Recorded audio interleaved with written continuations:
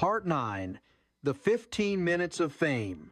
The woman who walked into Mel's Diner on a quiet Tuesday afternoon was a ghost from the diner's past. Her name was Brenda, and years ago, before she became a successful producer for a local television station, she had been a regular. Back then, she was a struggling journalist who subsisted on Mel's meatloaf and Alice's endless coffee refills, using the corner booth as her unofficial office. Now she was back looking polished and professional, and she had a proposition. She was the producer of a popular local show called Phoenix Hidden Gems, a weekly program that highlighted the city's most unique and beloved local businesses. She wanted to feature Mel's Diner. "You guys are an institution," she said, her smile genuine. "You're exactly what our show is all about, the real authentic heart of the city." The words television show and institution set off a series of small explosions in Mel's brain. This wasn't just a television segment, it was his coronation. The world, or at least the Phoenix metropolitan area, was finally going to recognize his genius. The snob from the Sun-Times was small potatoes. This was television. This was his legacy. The week leading up to the shoot was, even by Mel's Diner standards, a period of profound and sustained madness. Mel became a self-styled auteur, a culinary Cecil B. DeMille. Authentic, he scoffed after Brenda had left. Authentic is for the losers. We need to be elevated. We need to show them we're not just some greasy spoon. We're a culinary destination. His first act as a newly minted television personality was to order new uniforms. They were a polyester nightmare of mustard yellow and brown, with puffy chef's hats for the waitresses and a jacket for Mel that had Le Chef embroidered on the pocket. "We look like we work at a hot dog stand at the world's saddest amusement park," Jolene whispered to Alice as they surveyed their new highly flammable work attire. Next, Mel decided the menu needed a makeover. He retired his beloved chili and introduced a new special for the television camera's filet de Mel avec une réduction de ketchup, which was essentially a hamburger patty on a fancy plate with a swirl of ketchup. Alice, the voice of reason in a sea of polyester and pretension, tried to talk him down. "Mel, people love your chili. That's what's authentic." "What do you know about authenticity?" he shot back. "You're a singer. I'm a chef. Le Chef." Meanwhile, Vera, hearing the words television cameras, went into a state of high alert. The diner had to be not just clean, but surgically sterile. She embarked on a one-woman crusade against dust grime and what she called ambient stickiness. She was a whirlwind of bleach and anxiety, polishing the very screws on the counter stools and attempting to iron the paper placemats. The day of the shoot arrived. The television crew, a small, efficient team of 3, set up their lights and cameras, their presence transforming the familiar space of the diner into an alien landscape. Mel, sweating profusely in his Le Chef jacket, stood at the grill rehearsing the speech he had written about the diner's storied history. Jolene, chosen by Brenda to be the face of the diner for her telegenic charm, practiced her sweet southern smile in the reflection of the pie case. Vera nervously re-wiped an already spotless counter, her movements jerky and unnatural. "All right, Mel, we're ready for you," Brenda said, signaling the cameraman. "Just be yourself. Tell us what makes this place special." Mel froze. The carefully rehearsed lines about being a culinary destination evaporated from his mind. He looked into the camera lens, saw his own reflection, and panicked. What came out was not a charming anecdote, but a torrent of nervous, incoherent rambling about the price of ground beef and the unreliability of his suppliers. Then he tried to plate his masterpiece, the filet de Mel.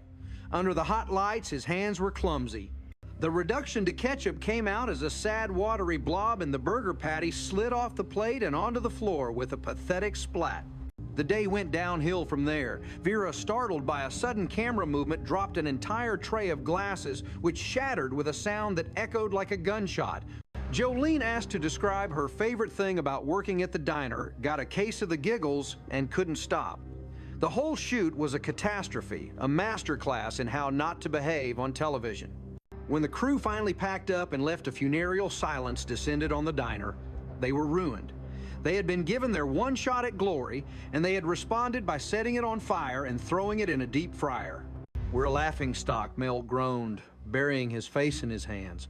"A citywide joke." A week later, they gathered in the diner after hours to watch the segment. They did so with the grim resignation of people about to witness their own execution. The show began and Brenda's voice filled the room. In a world of fleeting trends and kale smoothies, she said over a soft, gentle acoustic guitar, some places remind us of who we are.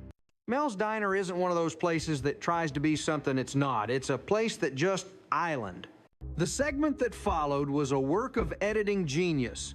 Brenda had taken the chaos, the stumbles, and the sheer unadulterated panic and had woven it into a story that was not about failure, but about love. She used the footage of Mel's rambling, but edited it into a funny, passionate monologue about the struggles of a small business owner. The shot of the burger hitting the floor was shown in slow motion, followed by a close-up of Alice rolling her eyes, a perfect silent punchline. Vera's shattering glasses became a moment of comic slapstick. Jolene's giggles were portrayed as a sign of the infectious joy of the place. The piece ended with a shot of the four of them taken at the end of the disastrous shoot, looking exhausted and defeated, but on screen, set to the gentle music, they looked like something else. They looked like a family. Mel's Diner isn't perfect, Brenda's voiceover concluded, and that's what makes it one of Phoenix's true hidden gems. It's real, and in today's world, that's a flavor that's hard to find. They sat in silence for a moment. After it was over, the images still glowing on the small television screen. Well, Mel said, clearing his throat to hide the emotion in his voice, "She got one thing right. I am a gem." The next day, and for all the days that followed, the diner was packed. People came from all over the city, not for the filet de mel, but for the chili, for the greasy burgers, for the experience they had seen on television. They came for the authenticity. They came to see the family. And the family was there as always, taking their orders, pouring their coffee, and bickering amongst themselves, a perfectly imperfect symphony in the heart of the desert. Part 10, the brother from another planet. Mel Sharples was not a man who spoke of his family. To the regulars and staff at the diner, he seemed to have sprung fully formed from the Arizona desert, a creature of grease, grumbles, and a deep-seated suspicion of anyone who ordered their eggs well done. So when the man in the sharkskin suit and impossibly shiny shoes strolled into the diner one Wednesday morning and bellowed, "Melvin, you old son of a gun," the entire establishment froze in a state of collective shock. The man was everything Mel was not. He was tan fit and had a full head of silver hair that looked like it had been styled by a team of architects. He radiated a slick, easy charm that was as foreign to the diner's atmosphere as a Michelin star. Angelo Mel croaked from behind the grill, his spatula paused mid-flip. In the flesh, Big Brother, the man boomed, spreading his arms wide. Angelo Sharples, Mel's younger and until now purely theoretical brother, had arrived. He explained he was in town from Chicago, where he owned a chain of upscale Italian restaurants called Sharples Trattorias. He was on a cross-country culinary tour, and he couldn't pass through Phoenix without stopping to see his big brother Mel. The reunion was less a warm embrace and more a collision of two separate universes. Angelo surveyed the diner with the practiced eye of a successful restaurateur, his gaze lingering on the cracked vinyl and the faded menus. "This is Cozy Melvin," he said the word. "Cozy landing," with the soft thud of a veiled insult. A real slice of Americana. For the next few days, Angelo became a fixture at the diner, a charming, disruptive force that threw their delicate ecosystem into chaos. He charmed Vera by complimenting her impeccable sense of order. He made Jolene blush with stories of his travels in Italy. Even Alice found herself drawn in by his worldly anecdotes and his genuine interest in her singing career. Mel, however, was immune to his brother's charm. He saw it for what it was, a performance. Angelo's presence was a living, breathing reminder of a lifetime of unfavorable comparisons. Angelo was the golden boy, the one with the business sense, the one their mother had always bragged about. Mel was the one who had stayed home, the one who had opened a humble diner that now seemed in the reflected glow of his brother's success, even humbler. Angelo's help was relentless and infuriating. He suggested Mel switch to artisanal coffee beans. He rewrote the menu with flowery descriptions, turning cheeseburger and fries into a classic American patty of handcrafted ground beef, lovingly adorned with a blanket of aged cheddar, nestled on a brioche pillow, and served with hand-cut pommes frites. "What in God's name are pommes frites, Mel?" roared, crumpling up the new menu. "They're French fries," Melvin Angelo said with a patient sigh. "It's called marketing." The tension came to a head when Angelo announced his grand idea, an Italian night at the diner, a one-night-only event where he would showcase some of his signature dishes. He would bring in his own ingredients, his own recipes, and transform Mel's greasy spoon into a temporary trattoria.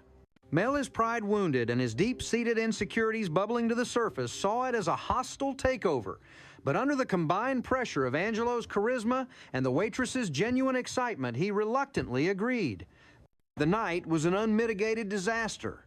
The delicate pasta Angelo had flown in from Chicago turned to mush on Mel's industrial-grade stove. The subtle tomato and basil sauce was no match for the lingering ghosts of 1,000 fried onions. The diner was filled with the acrid smell of burnt garlic and shattered dreams. Angelo, for the first time since his arrival, looked rattled.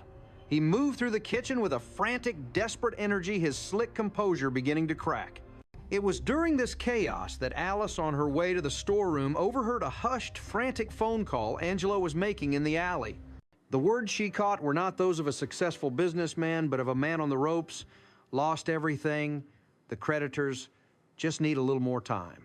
The truth, when she pieced it together, was both sad and predictable. The Sharples Trattorias were gone victims of overexpansion and a mountain of debt. The sharkskin suit, the shiny shoes, the cross-country culinary tour, it was all a sham. Angelo was broke, and he had come to his big brother not for a reunion, but for a bailout. Alice told Mel. She found him in the back, scrubbing a pot with a fury that was born of pure humiliation. She laid out the facts quietly and without judgment.